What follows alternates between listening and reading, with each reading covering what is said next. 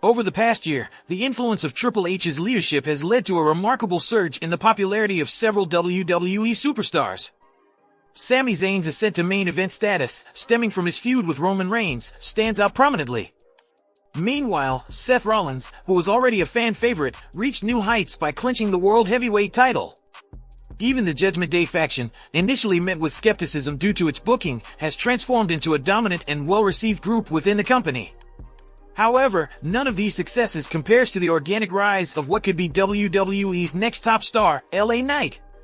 Drawing comparisons to The Rock due to his engaging promo style and inherent charisma, LA Knight has evolved into an essential attraction for WWE enthusiasts. This retrospective, presented by Wrestling Matters, delves into LA Knight's WWE journey, tracing his transformation from an overlooked talent to a bona fide megastar. This video comprehensively covers every phase of LA Knight's WWE tenure. For those interested in delving deeper into his pre-WWE backstory and his experiences on the indie circuit, a future video is in the works. Feel free to express your curiosity in the comments section below, and I'll make sure to address those aspects. Before delving into LA Knight's current WWE achievements, it's essential to revisit his initial time in NXT, not the subsequent return stint that we'll explore shortly, but his inaugural period with the company in 2013. During this phase, he was primarily signed for developmental purposes, often utilized as enhancement talent or for dark matches. However, this initial stint came to an end in 2014 when he was released, a development attributed to professional issues, as stated by Knight himself. Following his release from WWE, Knight's journey took him to the independent circuit before he found a new home in Impact Wrestling under the moniker Eli Drake. This stint in Impact showcased the missed opportunity that WWE had let slip through their fingers, as Drake seized the Impact World title and gradually won over audiences with his magnetic presence on screen. While Impact's viewership wasn't overwhelming during this period, those who tuned in witnessed an artist coming into his own, utilizing his charismatic promos and catchphrases to win fans over. Earning admiration both in Impact and NWA in 2019, Knight's persistence paid off when he received the call back to WWE. Presented with a second chance at success, Knight embraced the opportunity, making a memorable debut at NXT TakeOver, Vengeance Day. The transformation was complete as he embraced the persona of a cocky heel, rebranded as LA Knight. He, like many before him, vowed to become the definitive star of NXT. In a bold move, he immediately inserted himself into the NXT North American Championship scene, targeting the reigning champion, Johnny Gargano. However, Knight wasn't the sole contender vying for the title. The entire NXT mid-card roster saw the North American Championship as a stepping stone to the main roster. Aspiring talents like Bronson Reed and Swerve Scott joined the fray, all looking to make their mark. This competition culminated in a high-stakes six-man gauntlet match on Night 1 of TakeOver, Stand and Deliver.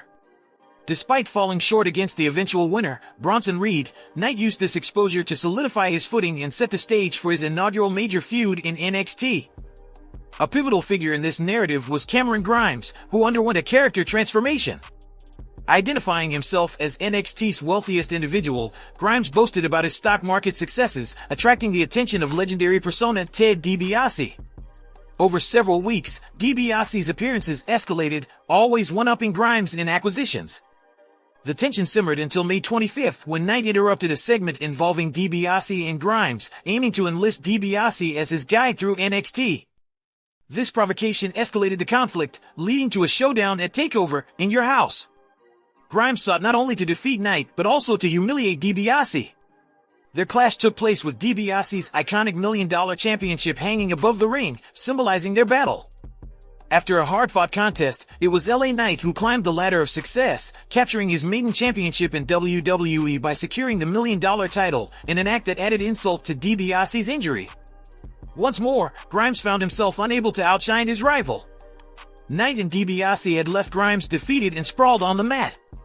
With Knight having secured the prestigious $1 Million Championship, his requirement for a manager had waned. This led him to attack DiBiase in the aftermath of the In Your House event. Knight's trajectory had shifted, and his partnership with DiBiase had run its course, as he now stood self-assured without the need for a mouthpiece. In response, Grimes wasn't content with his loss at In Your House. He dashed down to the ring, chasing Knight away and aligning himself as a heroic figure. This move solidified Grimes as a fan favorite, and he sought a rematch against Knight at the Great American Bash. Unfortunately for Grimes, Knight once again emerged victorious in a convincing manner. This defeat held greater consequences for Grimes as it came with a stipulation. According to the match's terms, he would become Knight's personal butler. Not only did Grimes endure back-to-back pay-per-view losses to LA Knight, but he also found himself in a humbling position working under his adversary. This only amplified Grimes' efforts to antagonize his new boss, with antics like accidentally tossing Knight into a pool or inadvertently striking him below the belt with a golf club. Even with DiBiase's assistance, Grimes remained a thorn in Knight's side. The ongoing feud saw a rematch announced, with the stipulation that if Knight lost, DiBiase would replace Grimes as his butler. This time, the outcome was different. Knight suffered defeat and had to relinquish his $1 Million championship due to the interference of Ted DiBiase. This marked a significant setback for Knight, not just in terms of the match, but also in the feud. Subsequently, Knight returned to NXT and faced another defeat at the hands of the debuting Braun Breaker. His narrative then shifted towards a feud with Grayson Waller, initially commencing with Knight besting Waller to earn the role of host for NXT Halloween Havoc. However, what began as a relatively lighthearted rivalry escalated into a personal conflict. Knight, feeling disrespected by Waller's entrance into NXT, harbored resentment toward Waller's seemingly privileged rise as a younger talent. The fans seemingly echoed this sentiment, especially following Waller's heel turn. This turn prompted Knight to make a surprising shift to a face, good guy, persona. The turn was solidified after an attack by Waller and an ensuing segment where Knight teamed up with other beloved NXT figures like Johnny Gargano and Tommaso Ciampa. This paved the way for Knight to join forces with these competitors at the upcoming War Games event. The War Games match was a clash between NXT's future stars and the established veterans who had played pivotal roles in NXT's earlier years. Knight joined forces with Gargano, Ciampa, and Pete Dunne against Team NXT 20, consisting of Grayson Waller, Braun Breaker, Carmelo Hayes, and Tony D'Angelo. In a surprising twist, Team NXT 20 emerged victorious, led by Braun Breaker's powerful slam onto Ciampa. However, Knight's feud with Waller persisted.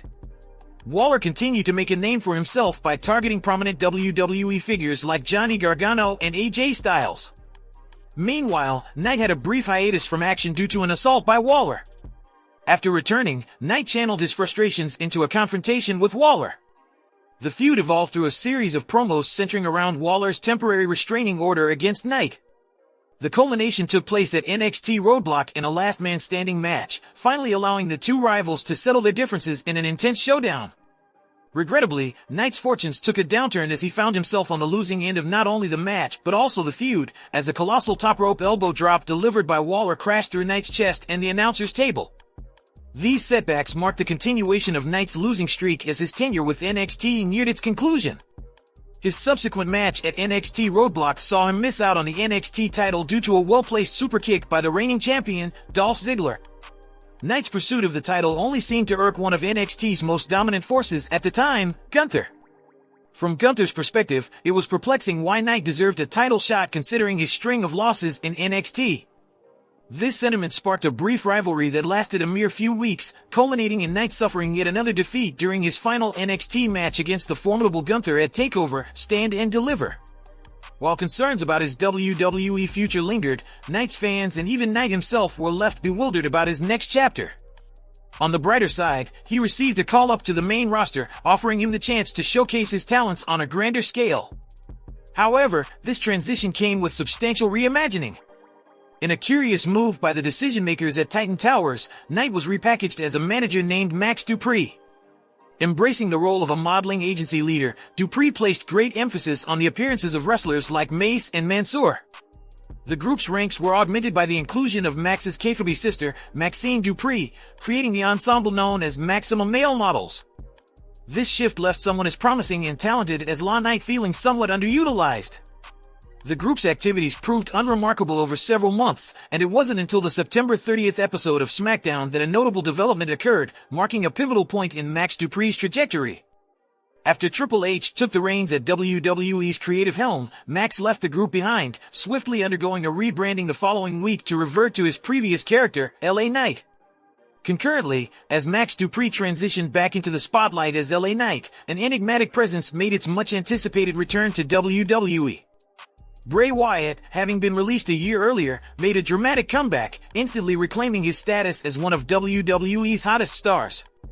Amidst the anticipation, questions swirled about Wyatt's post-return plans, and to the astonishment of many, Bray set his sights on none other than LA Knight. Bray's re-entry into the WWE fray was marked by a backstage interview, during which he introduced himself. In swift retaliation, LA Knight unleashed his customary brashness, only to be met with a sudden headbutt from Bray, kicking off a recurring pattern. Over the ensuing months, Bray, alongside his enigmatic partner Uncle Howdy, embarked on a quest to infiltrate Knight's psyche, though Knight countered with his unrelenting trash talk. In fact, Knight's insolence seemed to grow with each attack he endured, be it his playful parodies of Bray's cult leader persona or his unabashed slap to the face of the unhinged Wyatt. The feud even escalated to involve the retired Undertaker at Raw 30, where Taker assisted Bray in an attack on Knight inside the squared circle.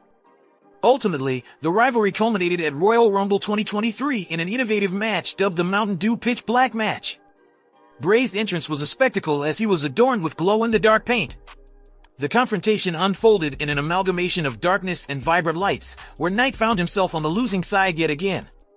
However, the battle didn't conclude with the bell, as the intense struggle spilled over onto the soundstage.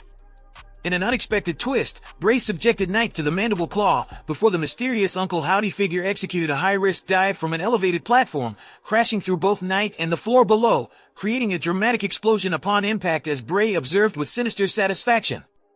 Notably, a video delving into Bray Wyatt's WWE journey is available for viewing, exploring his entire tenure and the factors contributing to his setbacks. Despite the bewildering conclusion of this unique feud, the clash with Bray inadvertently became a boon for Knight's trajectory.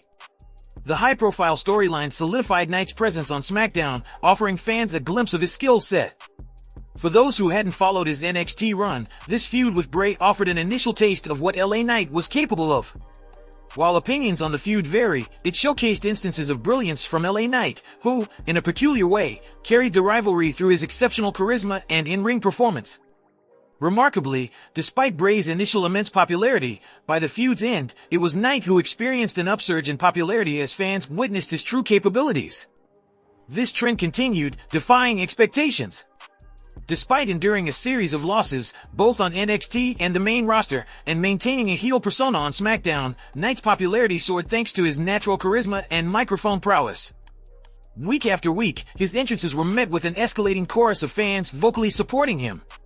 This momentum built up to the Money in the Bank pay-per-view, where Knight's popularity had reached an all-time high. Fans believed he was poised to capture the Money in the Bank briefcase, positioning him as a top contender. Despite his pivotal role in the match's climax, Damian Priest emerged victorious, a decision that many, myself included, questioned. It seemed like a missed opportunity not to award the victory to LA Knight, but only time will tell how this choice will impact his trajectory. LA Knight's WWE journey presents a captivating narrative.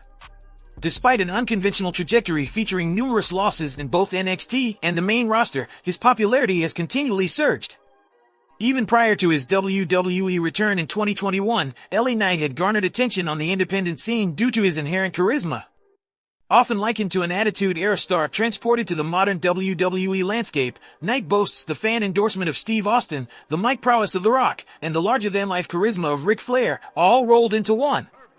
While his age might be a factor at 40, it's worth noting that wrestlers like AJ Styles continue to excel well into their mid-40s. Thus, Knight still possesses ample time before contemplating retirement. Within that span, exciting possibilities for LA Knight await. Could he ascend to the status of a top star? Could he one day capture the WWE Championship? Might LA Knight fulfill his self-proclaimed status as a megastar? Only time will reveal the answers to these questions. Don't forget to subscribe if you enjoyed this analysis. Thank you for tuning in.